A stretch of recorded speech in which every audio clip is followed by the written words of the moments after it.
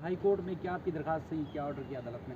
अस्सलाम वालेकुम जी। Again media के तमाम दोस्तों साथियों का यहाँ मौजूद रहने का शुक्रिया। आज सबसे पहले हम सुबह मैजिस्ट्रेट साहब के यहाँ पेश हुए थे, चूँकि उन्होंने डेट रखी हुई थी कि सप्लीमेंट्री चालान का जो ऑर्डर हुआ था कि आज हमें मुतवक्का था कि आज वो पेश होगा। चूँकि मंडे को ही बच्ची की रिपोर्ट आ गई थी मेडिकल बोर्ड के हवाले से कि वो कम उम्र है, मगर आज बड़ी तशवीश की बात है और शॉकिंग था कि एक डीएसपी रैंक के अफसर जो हैं वो अदालत को आके बता रहे हैं कि उन्होंने अभी तक मेडिकल बोर्ड की रिपोर्ट वसूल ही नहीं की है, और फिर अदालत ने अपने रिकॉर्ड से उनको एक कॉपी निकाल के जारी की। तो अब तो वो तशवीश शुरू करेंगे मज़ीद। अब जो इन्वेस्टिगेशन है वो तो उन्होंने अब शुरू करनी है। उन्होंने वो रिपोर्ट तक हासिल नहीं की थी और उसके अंदर जो है अकॉर्डिंगली 20 तारीख जो है तय की गई है। आज हमारी अदालत में दरख्वास्त थी कि पहले भी एक हस्बे भेजा की दरख्वास्त की अदालत सुन चुकी है रेड पटिशन के अंदर, और उसके बाद हमने उसको सुप्रीम कोर्ट में चैलेंज किया था, जिसमें सुप्रीम कोर्ट ने हमारा राइट रिकग्नाइज़ किया था कि हम मेडिकल बोर्ड के ज़रिए जो है पुरानी मेडिकल रिपोर्ट चैलेंज कर सकते हैं। उसके बाद उस कार्रवाई के बाद चूँकि अब नए फैक्ट्स आ गए हैं और ये सामने आ रहा है कि बच्ची इस उम्र की नहीं थी कि वो अपनी मर्ज़ी से घर से जा सकती है, या वो इस उम्र की नहीं थी कि उसका घर से बाहर रहना जो है उसकी मर्ज़ी माना जाए, बल्कि वो इस उम्र में है कि उसको किडनैपिंग की उम्र में लाया जाएगा। और चूँकि उसकी स्टेटमेंट के अंदर ये भी हिस्सा था कि उसकी उम्र जो है 17-18 साल है, वो भी झूठ में मबनी थी। तो इस नए फैक्ट्स की रोशनी के अंदर हमने दोबारा से हस्बे भेजा की एक रिट पिटिशन जो है अदालत के सामने रखी है, जिस पे अदालत ने आज समाअत करने के बाद, हमें सुनने के बाद, चूँकि वो एक तरफ़ा पहली हियरिंग होती है, उस पर नोटिस इशू कर दी हैं और 21 तारीख के लिए जो है हाई कोर्ट ने इस मुकदमे को अब दोबारा अगली पेशी के लिए फ़िक्स किया है। सर ये बताएं कि जो तफ्तीशी अफसर की जानब से आज अदालत में ये मौक़िफ़ अपनाया गया है कि उनके पास तो मेडिकल रिपोर्ट भी नहीं है। आज ज़हीर के वकील भी अदालत में पेश हुए, तो वो कह रहे थे कि ज़हीर मुलज़िम नहीं है और पुलिस को मतलूब ही नहीं है। देखिए, इस पे बेहतर है कि आप उनसे राय लें। हमारा मौक़िफ़ तो ये है कि जो पुलिस को मतलूब नहीं वाली बात थी वो सी क्लास चालान में थी, वो चालान रिजेक्ट हो गया, वो चालान इन फील्ड में नहीं है, वो चालान रिफ्यूज़ कर दिया गया।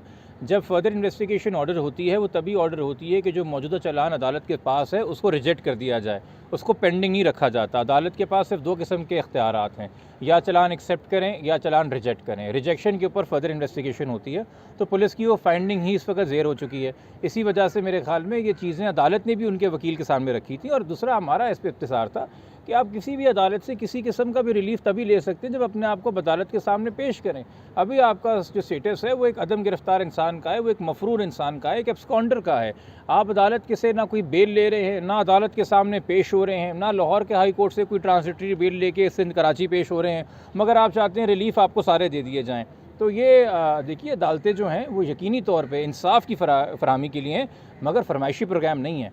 तो बेहतर ये है कि प्रोसीजर ये कहता है किसी केस में किसी भी मुल्ज़िम में कि अदालत के सामने पहले मुल्ज़िम अपने आप को सरेंडर करे थ्रू एप्लीकेशन ऑफ बेल, फिर वो उसका राइट है कि वो कर सके। बट इसमें जो उनका मौक़िफ़ है बेहतर है आप उनके वकील से लें। मैं जनरली आपको कानून जो मेरी नज़र में वो बता रहा हूँ। ये अब बच्ची चूँकि माइनर है, तो कौन-कौन सी दफ़ात लग सकती हैं या पुलिस को लगानी चाहिए इस रिपोर्ट आने के बाद?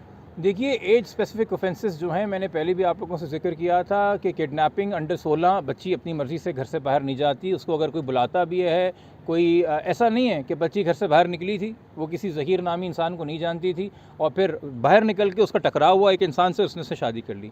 ये बात वाज़ेह है, मुल्ज़िम के अपने बयान में भी है कि उसके इल्म में था कि बच्ची घर से बाहर आने वाली है। और हमारा तो ये मौक़िफ़ है कि मुल्ज़िम कराची में मौजूद है जिस दिन ये वाक़या हुआ है। हम ये भी मानने को तैयार नहीं है कि वो लाहौर में है और बच्ची को जो है उसने अब लाहौर बुलवाया है। हमारा मानना ये कि वो कराची में है और वो ख़ुद बच्ची को अपनी तहवील में जो है वो लाहौर लेके गया है।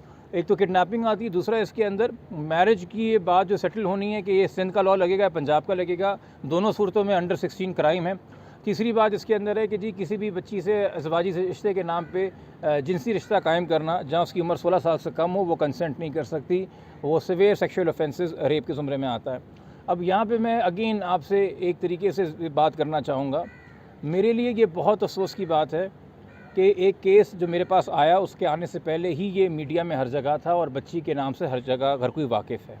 अब जब बच्ची कम उम्र आई है तो इसके बाद जिन किस्म के सेक्शंस का इतलाक़ होना है और तफ्तीश जो रुख लेगी, उसके बाद बेहतर तो ये है और बेहतर ये होता कि बच्ची की आइडेंटिटी गुप्त रखी जाती और राज़ी रखी जाती। मैं ये बार बार कह रहा हूँ कि देखिए, केस ख़त्म हो जाना है, चाहे किसी के भी हक़ में ख़त्म हो, बच्ची का पूरा मुस्तक़बिल उसके आगे है। तो मैं गुजारिश ये करूँगा कि या तो मीडिया जो है इसमें ABC या XYZ करके कोई नाम ले, या कम से कम बाप के नाम से मतलब मंसूब करके केस की सुनवाई करे, और आप भी कोशिश करें कि अब बच्ची का नाम मज़ीद सामने ना आया जाए, क्योंकि ये डेवलपिंग फैक्ट्स हैं और उसके सामने अब हमें अकॉर्डिंगली एहतियात करने की ज़रूरत है। यकीनी तौर पर जब बच्ची के हवाले से सिर्फ गुमशुदगी का केस था तो ज़रूरत थी कि बच्ची की तस्वीर और बच्ची का नाम आम किया जाता ताकि बच्ची को ढूंढा जाता, और तब मीडिया ने अपना साथ निभाया, बल्कि मीडिया के तवज्जुह से ही इतना प्रेशर बढ़ा, चूँकि आपको तो पता है पुलिस पहले दिन से इस केस में आगे पीछे होने को तैयार नहीं है, तो ये बच्ची आई है। बट अब मेरे ख्याल में चूँकि ये ऑफेंसेस अट्रैक्ट हो रहे हैं, हम सबको एक जिम्मेदारी बरतनी चाहिए। बच्ची के प्रोटेक्शन के हवाले से बता दीजिएगा कि कब तक मुमकिन है कि बच्ची को कराची दोबारा लाया जाएगा? देखिए, जब कॉग्निजेंस इस केस में लिया जाएगा और मजिस्ट्रेट साहब अगर इस मौक़िफ़ पर इख्तियार करते हैं कि ये अबडक्शन का केस है, तो सबसे पहले तो अगर बेल पे नहीं होगा कोई भी अक्यूज़, उसके वारंट इशू होंगे, और दूसरा उस वक्त अबडक्शन के अंदर जो है बच्ची का स्टेटस सिर्फ विटनेस का नहीं रहता, अबडक्टी का भी रहता है, फिर उसकी रिहाई के लिए भी अकॉर्डिंगली अदालत को ऑर्डर मूव करने होते हैं। तो हमारी वो दरख्वास्त हाई कोर्ट के सामने भी है कि हस्बे बेजा की दरख्वास्त में वो भी किसी की प्राइवेट इलीगल कस्टडी से बच्ची को प्रोड्यूस कर सकते हैं, और हमारी ये दरख्वास्त जो है वो मजिस्ट्रेट साहब से अच्छा, क्या कहेंगे तफ्तीशी ऑफिसर पे आपका पहले भी एतराज़ था, अब दोबारा वही तफ्तीशी ऑफिसर हैं, तो अभी भी आपने कोई दोबारा दरख्वास्त देंगे? अब उम्र आ गई है, बच्ची की रिपोर्ट भी आ चुकी है, अब क्या दोबारा हमने 30 तारीख को 17 तारीख के बाद फिर बीच में हम अदालत भी गए थे, और फिर 30 तारीख को हमने दोबारा एक दरख्वास्त मूव की, और अभी भी जो आज आपके सामने व्यू था कि कौन सा पाकिस्तान का सहाफ़ी है जिसने मेडिकल बोर्ड की रिपोर्ट मौसूल नहीं की, मुझे नाम बता दीजिए। जिस इंसान का इस केस से ताल्लुक़ हो या ना ताल्लुक़ हो, वो मेडिकल रिपोर्ट की फाइंडिंग जानता है। अगर कोई नहीं जानता तो इस केस का तफ्तीशी नहीं जानता, और रिपोर्ट आने के 48 घंटे बाद तक नहीं जानता।